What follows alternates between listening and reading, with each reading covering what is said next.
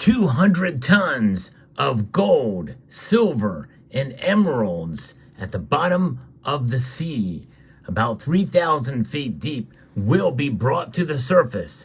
Folks, this is an exciting story, and it will happen. I'll talk about it and so much more as we explore.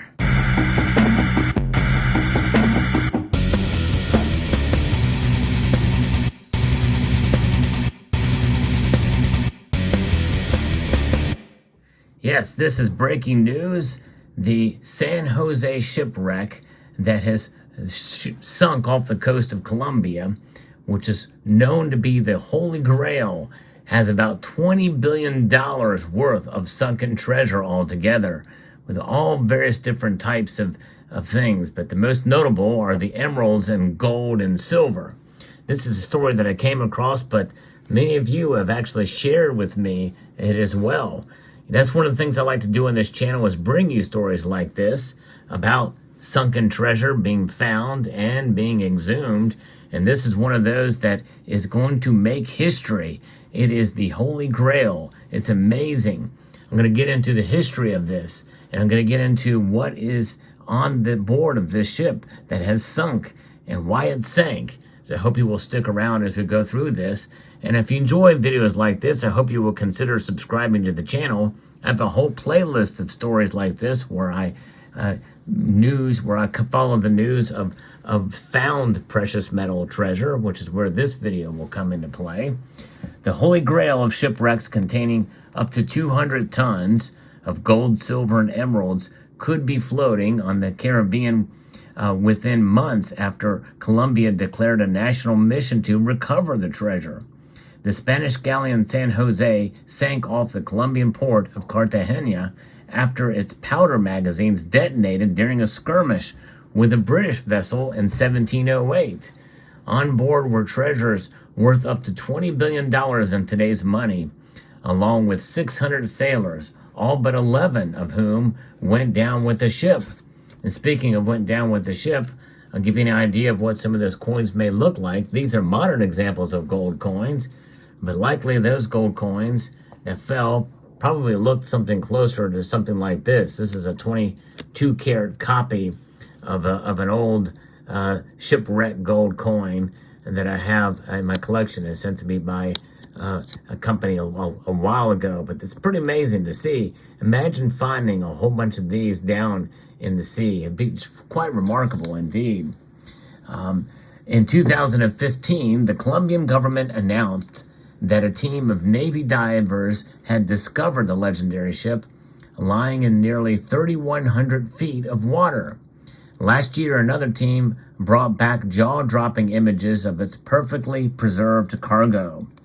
Now, the Colombian government has said it will be raised before President Gustavo Petro ends his term in office in 2026. So it's coming. They're going to be taking this stuff up very, very soon.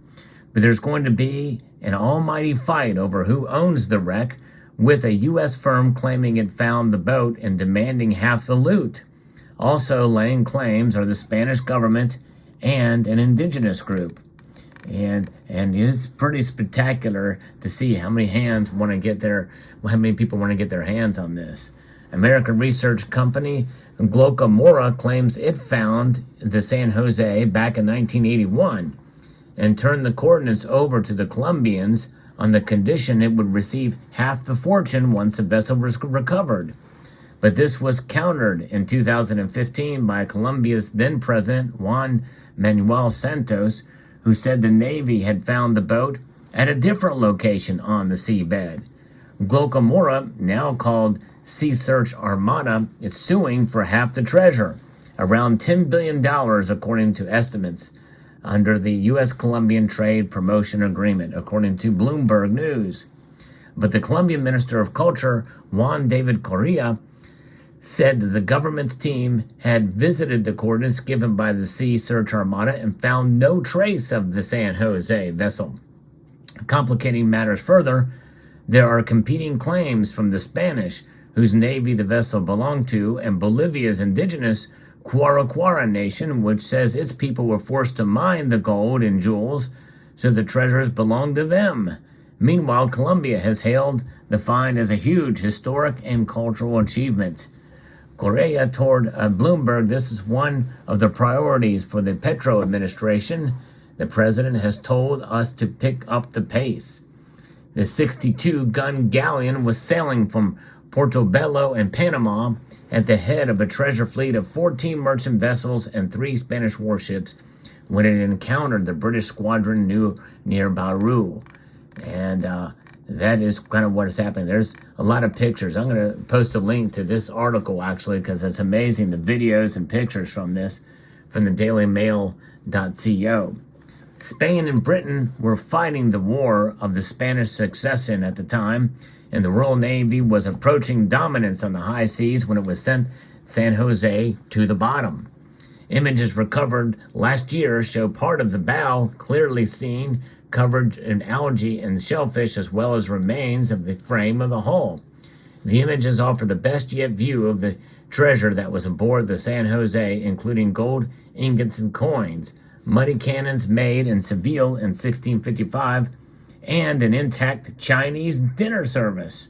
Porcelain, crockery, pottery, and glass bottles can also be seen. The San Jose was a 62-gun, 3-masted galleon that went down on June the 8th in 1708. As I mentioned earlier, 600 people were on board. It was one of many of the Spanish galleons that had made trips between Europe and the Americas between the 16th and 18th century. When it sank, the San Jose was transporting plundered gold, silver, emeralds, and other precious stones and metals from the Americans back to Spain. The wealth was helping finance Spain's war of succession against Britain. The ship gained a reputation as the Holy Grail shipwrecks and was carrying one of the most valuable hauls of treasure ever lost at sea, worth around $17 billion at the time. It was found submerged off the coast of Bauru in what is now Colombia, near the Rosario Islands, by a team of international experts, according to the Colombian Navy and the country's Archaeology Institute. The San Jose was sailing from Portobello, Panama, as a flagship of a treasure fleet of 14 merchant vessels and 3 Spanish warships when it encountered the British squadron. It was tracked down 16 miles off Cartagena near Bauru by English Commander Charles Wager from the Royal Navy on the 8th of June, 1708. That gives you an idea how long ago this was. Then it was the Wager's Action, which was the fight that ensued, the battle. Sources say that Wager initially planned to take control of the Spanish ship's crew and cargo, but the powder magazines on San Jose detonated, destroying the treasure-laden ship before it could be captured. Most of the 600 souls aboard perished when the vessel sank. The British prevented the Spanish fleet from transporting the gold and silver to Europe in order to fund further war efforts, but the loot would have been vast if they managed to capture the ship, indeed. So it's pretty amazing history. I love stories like this where we have history and precious metals, and imagine seeing these things taken up above board that are hundreds of years old that for the first time will see the light of day. But the one thing about gold which is so fascinating is that in its pure form here especially, and a lot of these gold coins were probably fairly high purity, but this is an example, and even some of the images, video you will see when I link to this video, you will see that the gold coins are very recognizable as being gold because it does not react to seawater, does not react to any chemical element. It's pretty remarkable. That's one of the attractive natures of gold, I think. It's quite remarkable. So there you have it.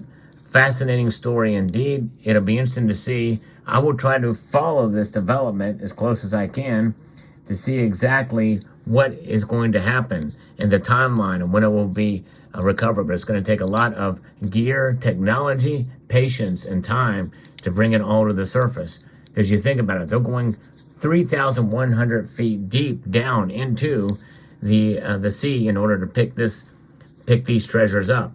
That's not going to be an easy task. It would not be an easy task even at 50 feet. But nonetheless, this is the Holy Grail, and so this is big news for sure. So let me know what your thoughts are in the comment section down below. Hope you found this video informative, insightful, and educational. And I would like to extend a multitude of gratitude and encourage each and every one of you to please rate, share this video, comment, and subscribe.